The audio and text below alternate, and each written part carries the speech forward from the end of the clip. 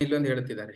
Okay, ಹಸಿದವನಿಗೆ ಊಟ ಕೊಟ್ರೆ ಹೆಂಗೆ, ಏನ್ ತಪ್ಪು ಅದರಲ್ಲಿ ಪ್ರಶ್ನೆ ಕೇಳ್ತಾರೆ. ಇಲ್ಲಿ ಹೇಳ್ತಾರೆ ಪ್ರಭುಪಾದರು, ಅದು ಸನ್ನಿವೇಶಕ್ಕೆ ಸಿಚುವೇಶನ್ಗೆ ತಕ್ಕ ಹಾಗೆ. ಈಗ ಒಬ್ಬ ವ್ಯಕ್ತಿಗೆ ಡಾಕ್ಟರ್ ಅವನಿಗೆ ತಿನ್ಬೇಡ ಅಂತ ಹೇಳಿದ್ದಾರೆ ಇಂಥ ವಿಷಯಗಳನ್ನು. ಅವನಿಗೆ ಹೇಗೆ ಅನಿಸ್ತಿರ್ತತಿ ಇದನ್ನೆಲ್ಲ ತಿನ್ಬೇಕಂತೀರಿ, ನೀವು ಹೋಗಿ ಅವನಿಗೆ ದಾನ ಮಾಡಿ ಬರ್ತೀರಿ, ಏನತ್ತದು, ಯಾವ ಗುಣ ಆಯ್ತದು? ಡಾಕ್ಟರ್ ಹೇಳಿದರೆ ಆಕ್ಚುಲಿ ಅವನಿಗೆ ಅವಶ್ಯಕತೆ ಇಲ್ಲ, ಅದು ಅವನಿಗೆ ಒಳ್ಳೇದು ಇಲ್ಲದು. ಓಕೆ, ಅವನಿಗೆ ಅನಿಸ್ತಾ ಇದೆ ನಂಗೆ ಬೇಕಂತೇಳಿ ನೀವು ಅವನಿಗೆ ಕೊಟ್ಟು ಬರ್ತೀರಾ? ಸಮಗುಣ ಇದೆ ಗುಣ.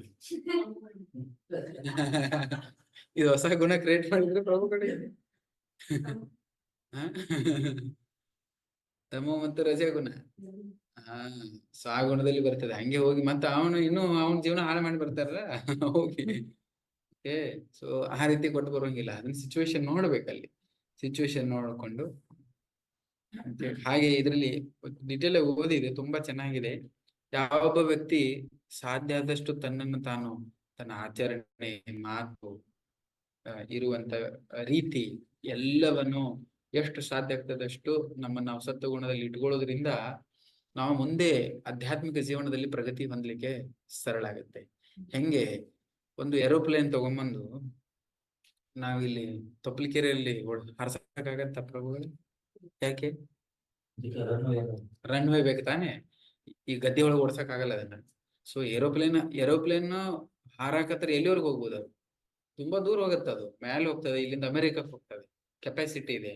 ಅದಕ್ಕೆ ಏರೋಪ್ಲೇನಿಗೆ ಇಲ್ಲಿಂದ ಅಮೆರಿಕಕ್ಕೆ, ರಷ್ಯಾಗೆ ಎಷ್ಟು ದೂರ ಬೇಕಾದ್ರೂ ಹೋಗುವಷ್ಟು ಏರೋಪ್ಲೇನ್ ಕೆಪಾಸಿಟಿ ಇದೆ.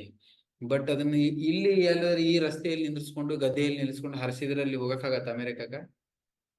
ಆಗುದಿಲ್ಲ ತಾನೆ. ಅದಕ್ಕೆ ಏನ್ ಮಾಡ್ಬೇಕು, ಅದು ಹಾರಬೇಕು ಅಂತ ಹೇಳಿದ್ರೆ ಅದಕ್ಕೆ ಏನ್ ಮಾಡ್ಬೇಕು, ರನ್ವೇ ತಯಾರು ಮಾಡ್ಬೇಕು, ಅಥವಾ ರನ್ವೇ ಎಲ್ಲಿ ಇರ್ತದೆ ಅಲ್ಲಿ ಹಾರಿಸ್ಬೇಕು. ಹೇಳ್ತಾ ಇದೆ, ವಿಮಾನ ಹಾರಿಸಕ್ಕೆ ರನ್ವೇ ಅಂತದ್ ಬೇಕಂತ. ಅದೇ ರೀತಿ ನಮ್ಮ ಎಲ್ಲರ ಹತ್ರ ಪ್ರತಿಯೊಂದು ಆತ್ಮ ಸ್ವಭಾವ ಇದೆ. ಅಷ್ಟು ಮೇಲೆತ್ತರಕ್ಕೆ ಹೋಗಿ ಭಗವಂತನ ಧಾಮಕ್ಕೆ ಮುಟ್ಟುವಂತ ಪ್ರತಿಯೊಬ್ಬರ ಹತ್ರ ಕೆಪಾಸಿಟಿ ಇದೆ. ಬಟ್ ಅದನ್ನ ನಾವೇನಾದ್ರೂ ಗದ್ದೆಯಲ್ಲಿ ಇಟ್ಕೊಂಡು ಹಾರ್ಸಕ್ ಹೋದ್ರೆ ಹಾರಲ್ಲ ಅದು. ಅದಕ್ಕೆ ನಮ್ಮನ್ನ ನಾವು ರನ್ವೇ ತಗೊಂಡ್ಬರ್ಬೇಕು. ಅಂದ್ರೆ ರನ್ವೇ ಏನದು? ಸತ್ವಗುಣ.